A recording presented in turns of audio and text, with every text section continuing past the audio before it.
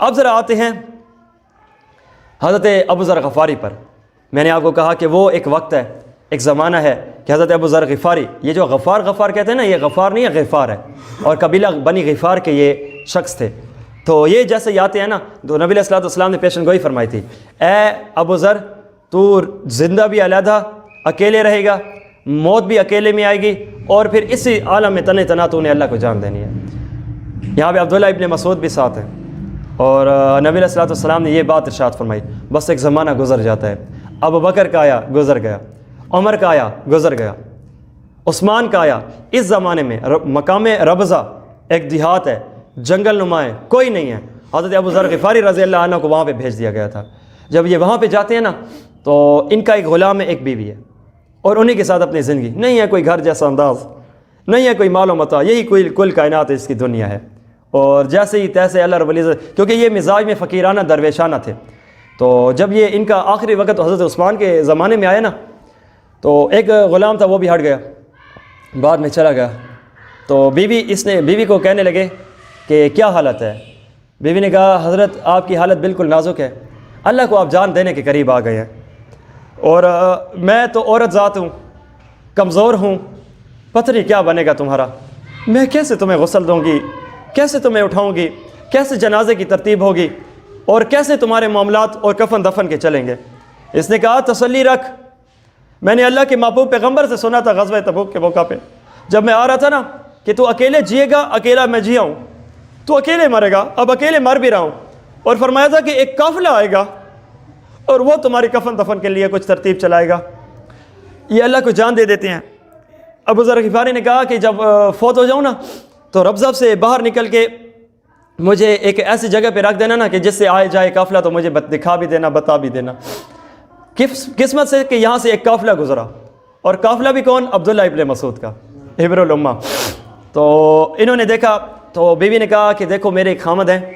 اور بے سر و سامیانی کے عالم میں یہ اللہ کو پیارے ہو گئے ہیں، تو تم سے گزارش ہے کہ آ جاؤ اور ذرا نیکی کر لو، جنازہ کفن دفن کی ترتیب چلا لو، اکیلی عورت ذات ہوں کیا کروں گی؟ تو جب ان کو لے جایا گیا نا قریب اور دکھایا گیا چہرہ، عبداللہ ابن مسعود کی چیخ نکل گئی، آنکھوں سے آنسو نکل آئے، کہا یہ رسول اللہ کی پیشن گوئی میں نے بھی سنی تھی، جو آج آ کے پوری ہو رہی ہے۔ تو یہاں پہ حضرت عبداللہ ابن مسعود ابو ذر غفاری رضی اللہ عنہ کا بہترین طریقے سے غسل، کفن دفن، جنازے کی ترتیب چلاتے ہیں، اور کہتے ہیں کہ واہ ابو ذر غفاری،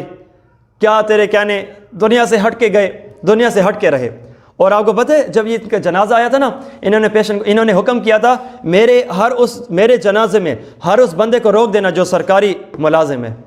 جس نے اپنے پاس مال کو جمع کر رکھا ہے، ہٹا دینا اسے میرے جنازے میں نہ آنے دینا۔ ایک فقیر مزاج بندے نے اس کو غسل دیا تھا، فقیر مزاج بندے نے اس کو کفن پہنایا تھا، اور ایک فقیر مزاج بندے عبداللہ ابن مسعود رضی اللہ عنہ نے ان کا جنازہ پڑھایا تھا، اللہ کو جان دے گئے۔ کیا عجیب منظر ہے کہ جو دور ہو کے بھی رسول اللہ کے اتنے قریب۔ اچھا میں آپ کو ایک اور بات بتانا رہ گئی کہ ذوالبجادین رضی اللہ عنہ ہے نا، حضرت عبداللہ جب یہ بخار میں فوت ہوئے تھے نا، گویا میں شہید کہوں رسول اللہ کی زبانی، تو جب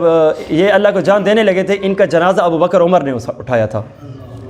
اور کفن میں اور قبر میں رسول اللہ نے اتارا تھا۔ کچی اینٹوں کی جو ترتیب ہوتی ہے وہ نبی علیہ الصلوۃ والسلام نے کی تھی، اور دعا دی تھی یا اللہ اس سے میں راضی ہوں تو بھی راضی ہو جائے۔ حضرت ابو ذر غفاری کی میں آپ کے ساتھ اگر تھوڑی سی بات کر لوں نا، ان کا اصل نام کوئی نہیں جانتا، جندب ان کا اصل نام ہے، بن جنادہ ان کے ابو کا نام ہے، رملہ ان کی والدہ کا نام ہے۔ اور آپ کو پتہ ہے یہ پورا قبیلہ کیسے تھا؟ بدماش تھا، ڈاکو تھے، راستے میں چیزوں کو لے لیتے تھے، ابتدا میں خود یہ بھی ایسے تھے، اور ابھی رسول اللہ صلی اللہ علیہ وسلم کی ایسی ترتیب نہیں چلی، اس کے دل میں خود ہی آیا کہ کیا کر رہے ہیں، اپنا مال نہیں بنتا تو لوگوں سے کیوں لیں؟ اس وجہ سے یہ توبہ طائب ہو گئے۔ جب نبی علیہ الصلوۃ والسلام کی ابتدا میں جب بات پتہ چلی نا کہ نبی علیہ الصلوۃ والسلام مکے میں رونما ہو چکے ہیں،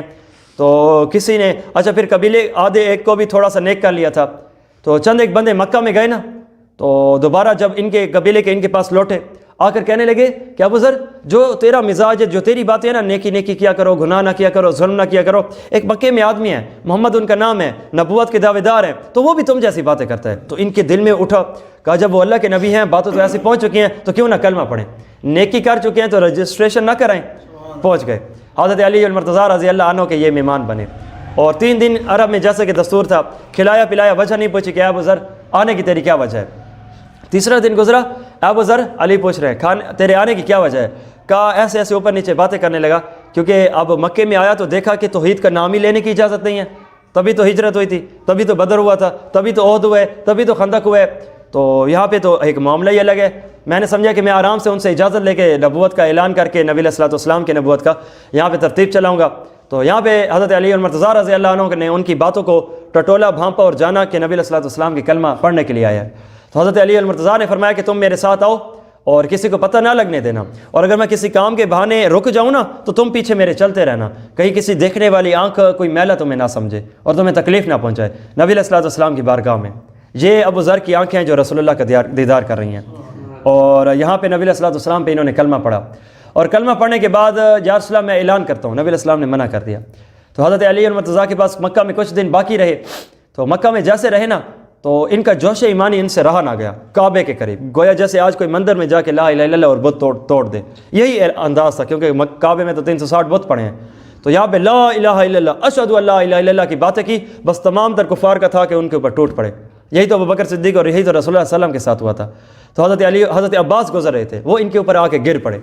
کہا کیا کر رہے ہو، چھوڑ دو، یہی معاملہ لے دے ختم ہو گیا۔ دوبارہ دوسرے دن وہی مار کھایا ہوا شخص، توحید کی علامت دیکھو،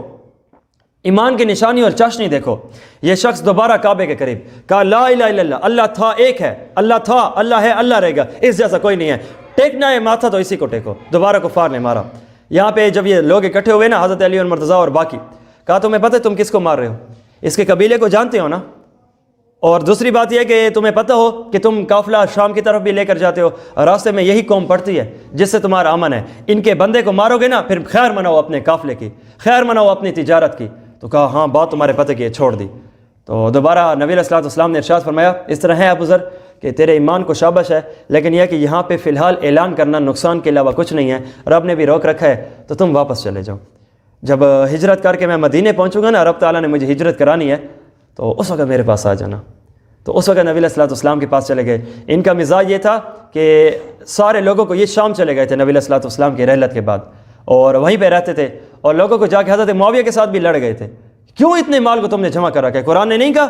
کہ جو لوگ سونا چاندی اکٹھا کرتے ہیں ان کا کل قیامت دن دوبارہ اکٹھا ہوگا، پگھالا جائے گا، جسموں پہ داغا جائے گا؟ امیر معاویہ نے کہا ایسی بات نہیں ہے، یہ بےمانوں کے لیے اتری تھی، یہ کفار اور دو نمبروں کے لیے اتری تھی، یا ایسے افراد کے بارے میں ایسی آیت اتری تھی جو سونے چاندی رکھتے ہیں اور زکوٰۃ نہیں دیتے، ہم تو پوری پوری زکوٰۃ دیتے ہیں۔ تو فلہذا کہا نہیں، جائز معاملہ اور ہے، افضل اور ہے، وہی کرو، دوپہر میں ہو تو رات کا کیوں رکھتے ہو؟ اس جیسے درویش مزاج۔ انہوں نے خط لکھا تھا حضرت عثمان کو کہ اے عثمان، حضرت ابو ذر غفاری سے ہماری جان چھڑائیں، یہ تو ایسے ترتیب چلاتا ہے۔ عثمان کے پاس جب آئے نا تو عثمان کے پاس آنے کے بعد حضرت عثمان نے یہاں پہ دیکھا تو یہ لڑ جاتے تھے۔ عثمان نے اسے اپنے پاس بلایا، صحابی رسول ہو، تمہارا معاملہ الگ ہے، تو تمہاری ہم میں شخصیت ہے، تو آپ سے گزارش یہ ہے کہ آپ اس مزاج کے آدمی ہو کہ آپ کے لیے جنگل بہتر ہے۔ تو جو معاملہ ہے نا جائز کا معاملہ اور ہوتا ہے، کیونکہ رسول اللہ صلی اللہ علیہ وسلم کا جو زمانہ تھا نا، کچھ کھانے کو کچھ ترتیب کو ایسا نہیں تھا، آخری غزوہ تھا اور اسے بھی جیش الاسرہ قرار دیا گیا کہ کھانے پینے کو کچھ نہیں، تو اس طرح ہے کہ آپ چلے جائیں۔ تو امیر المؤمنین کا حکم ہے، سیدنا علی المرتضیٰ ان کو عثمان کے زمانے میں ربضہ لے کر گئے تھے ایک حد تک، تو وہیں پہ جب اللہ رب العزت نے ان کو اپنے پاس بلایا۔